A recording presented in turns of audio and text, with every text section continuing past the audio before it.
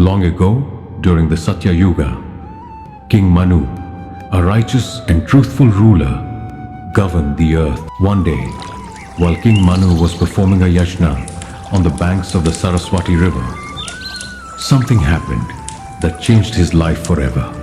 As the king raised water in his cupped hands to offer it to the river, he noticed a small fish fluttering in his palm.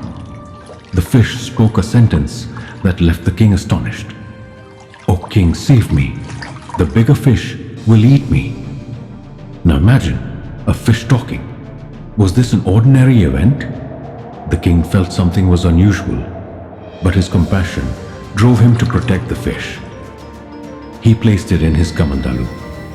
But the story doesn't end there. The real mystery was about to unfold. The king saw that overnight, the small fish had grown so large that it could no longer fit in the kamandalu. He placed it in a larger vessel, but within a few hours, even that became too small. What was happening? The king released the fish into a vast pond, but it continued to grow even there. Now, questions began to arise in the king's mind. Was this fish an ordinary creature? When the king released the fish into the sea, it revealed its divine form. The fish spoke in a resonant voice, "O Manu, I am not an ordinary fish, but the sustainer of creation, Lord Vishnu." Hearing this, King Manu was astonished. But Lord Vishnu's avatar was not just about taking the form of a fish. There was a much bigger mystery behind it.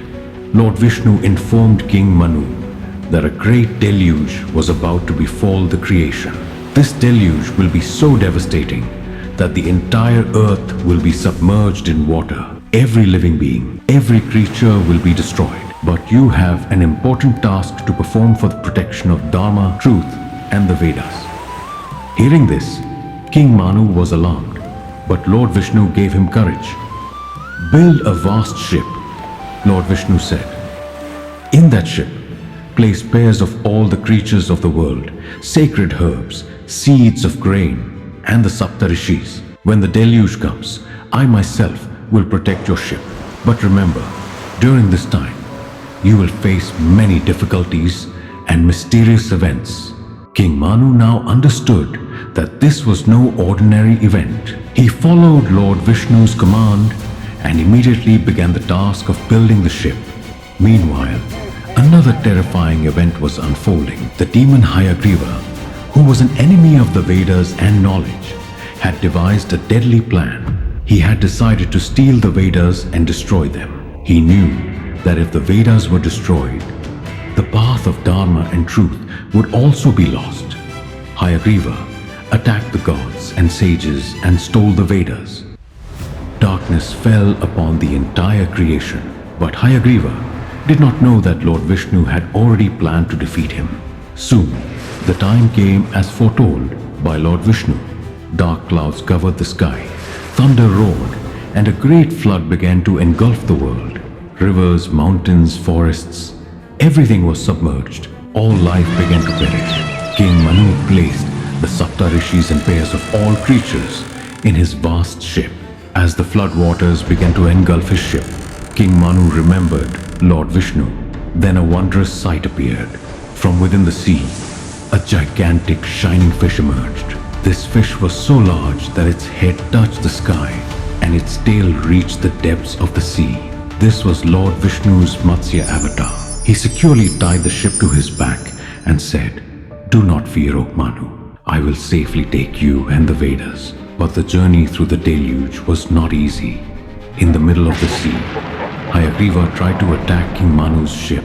He wanted to steal the Vedas and plunge the creation into darkness.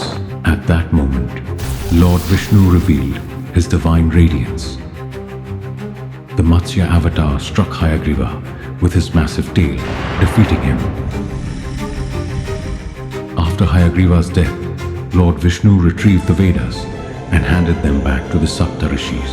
When the deluge ended, Lord Vishnu made King Manu the foundation of the new creation. "O Manu," Lord Vishnu said, "it is now your duty to establish the new creation, upholding Dharma and truth." King Manu followed the Lord's command and laid the foundation for a new civilization. So, friends, the story of Lord Vishnu's Matsya Avatar is not just a tale, but a symbol of the protection of Dharma and truth. It teaches us that whenever evil rises, the Lord Himself will incarnate to protect Dharma. If this story has amazed you, let us know in the comments which part you found the most astonishing.